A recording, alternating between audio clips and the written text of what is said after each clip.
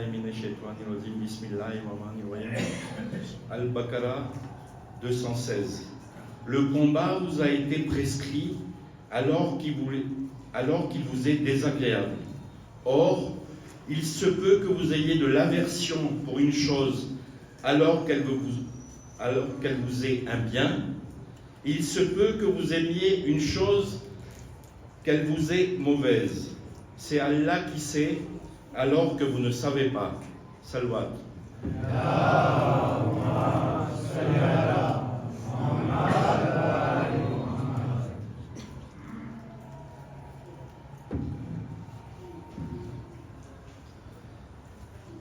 L'histoire complète de Imam Hussein. Un peu plus de 50 ans après la mort du prophète, le dernier prophète de l'islam, le pouvoir musulman sombrait dans la corruption sous le règne du tyran Yazid, issu de la famille des Omeyyades.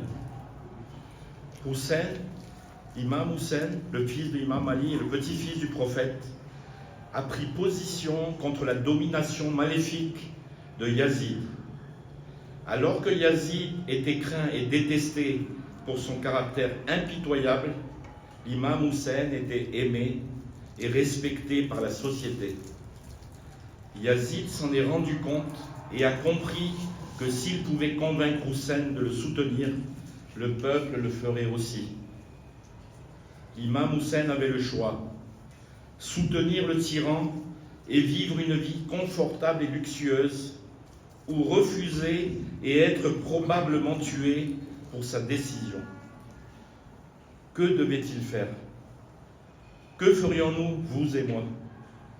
Pour l'imam Hussein, il ne pouvait pas vivre sa vie en tant que partisan de la tyrannie, et le choix pour lui était simple.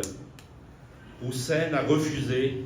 Il a dit: je désire seulement répandre de bonnes valeurs et empêcher le mal. Hussein a été contraint d'émigrer sous la menace de la violence. Ayant refusé de soutenir Yazid, Hussein savait que sa vie était en danger. Yazid ne permettait à personne de s'opposer à lui et avait adopté une politique consistant à tuer ceux qui n'étaient pas d'accord avec lui. Prudent, l'imam Hussein décida de quitter Médine, sa ville natale, et d'amener sa famille à la Mecque. La Mecque, la capitale de l'islam et la maison de la Kaaba, l'imam Hussein espérait que Yazid respecterait la ville sainte et ne suivrait pas l'imam Hussein et sa famille.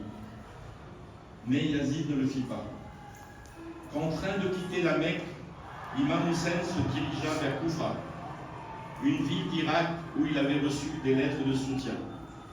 Yazid l'avait prévu et envoya une énorme armée pour empêcher l'imam Hussein d'atteindre Koufa et le forcer à se rendre dans la ville déserte de Karbala. Une fois arrivé à Karbala, l'imam Hussein, sa famille et ses 72 compagnons sont encerclés par les forces de Yazid, qui comptent jusqu'à 30 000 hommes. Bien qu'il soit largement dépassé en nombre et que son accès à l'eau soit limité, l'imam Hussein refuse d'abandonner. Yazid a donné à Hussein un choix final: soit soutenir le gouvernement, soit être tué. Après avoir reçu l'ultimatum final de Yazid, l'imam Hussein a compris qu'il serait tué en quelques jours. L'imam Hussein rassembla ses compagnons et les exhorta à s'échapper. Il expliqua que c'était lui que Yazid voulait tuer et non eux. Une fois de plus, l'altruisme de l'imam Hussein a brillé. Ayant été privé d'eau dans le désert brûlant, il a exhorté ses partisans à se sauver eux-mêmes.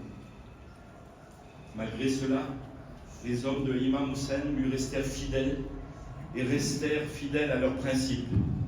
Quelques jours plus tard, Yazid ordonna à son armée de tuer l'imam Hussein et ses compagnons. Lorsque la poussière retomba, l'imam Hussein et ses compagnons furent tués. Tout au long, des forces de Yazid lui promirent qu'il pourrait partir librement s'il choisissait de soutenir Yazid. Mais à chaque fois, l'imam Hussein refusa et fut finalement tué, tenant fermement à ses principes. L'imam Hussein a défendu ses principes et a fait un sacrifice désintéressé. L'imam Hussein a été victorieux grâce à son héritage intemporel. Après sa mort, la famille de l'imam Hussein fut amenée en captivité. Sa sœur Zainab a pris le rôle de leader et a prononcé un discours inspirant dans le palais de Yazid, condamnant ses actions et son style de leadership. Zainab fut l'une des premières à être inspirée par la position et les principes de Hussein. Malgré le sexisme qui régnait dans la société à l'époque, elle a refusé de se taire et a demandé à Yazid et à ses ministres de rendre compte de leur rôle dans la déchéance morale de la société. L'exemple de l'imam Hussein montre qu'un seul homme peut s'opposer à une armée et, en donnant sa vie, inspirer ceux qui lui succéderont pour renverser la dynastie abusive des Omeyyades. Tout comme ceux qui vivaient au 7e siècle ont été inspirés par la position de l'imam Hussein. Des millions de personnes rendent aujourd'hui hommage à l'imam Hussein pour sa position et pleurent sa mort. Des personnes du monde entier se rendent sur la tombe de l'imam Hussein à Karbala pour lui rendre hommage. L'imam Hussein, une lumière qui a surgi de la maison prophétique. Aucune personnalité tout au long de l'histoire n'a vécu cette perpétuité comme a vécu celle de l'imam Hussein. Il s'avère difficile de découvrir toutes les dimensions de cette personnalité. Le nom de l'imam Hussein a été fortement lié à la renaissance de réformateurs qui fit écho retentissant pendant plus de 1300 ans. Elle reste unique en son espèce et ses conséquences sont inestimables. Mais pourquoi la révolution de l'imam Hussein reste-t-elle vivante alors que ceux d'autres disparaissent sans laisser aucune trace? La réponse est que l'imam Hussein s'est levé pour la vérité en sacrifiant tout sur le sentier d'Allah. Conséquemment, Allah lui a accordé l'immortalité dans la vie présente, vérité singulière qu'on ne retrouve pas dans la majorité des révolutions dont le but n'était marqué que de matérialisme. Salvat Muhammad.